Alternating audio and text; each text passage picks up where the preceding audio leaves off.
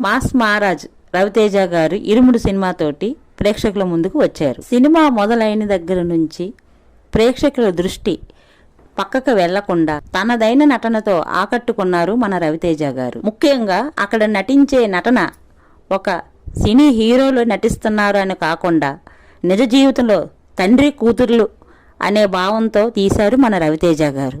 రియల్గా అక్కడ నేనే నా కూతురే అనే భావంతో ప్రతి తండ్రి ప్రతి కూతురు చూడాల్సిన సినిమా ఈ ఇరుముడి. అలాగే ఈ సినిమాలో అయ్యప్ప స్వామి గారి మహిమలు చాలా అద్భుతంగా చూపించారు. స్వామివారి మాల ధరించి ఇరుముడి కట్టి ఆ నిదర్శనాలు చాలా కళ్ళకు కట్టినట్టుగా చూపించారు. స్వామివారి మహిమలు చెబుతూ పాడే పాటలు మల్లెపూల పల్లకి ఇరుముడి పాటకి ప్రేక్షకులు బ్రహ్మరథం పడుతున్నారు. బంతిపూల వర్షాలు కురిపిస్తున్నారు. ప్రేక్షకులందరూ శరణమయ్యప్ప అంటూ థియేటర్లన్నీ గుడులుగా మార్చేస్తున్నారు. ఈ సినిమాలో భక్తితో పాటు తండ్రి కూతురు బంధంతో పాటు మంచి మెసేజ్ కూడా ఇచ్చారు మన రవితేజ గారు. ఇప్పుడున్న సమాజంలో ఆడపిల్ల జీవితం పట్ల మనం మరింత జాగ్రత్తగా ఉండాలని మనకు మెసేజ్ ఇచ్చారు రవితేజ గారు.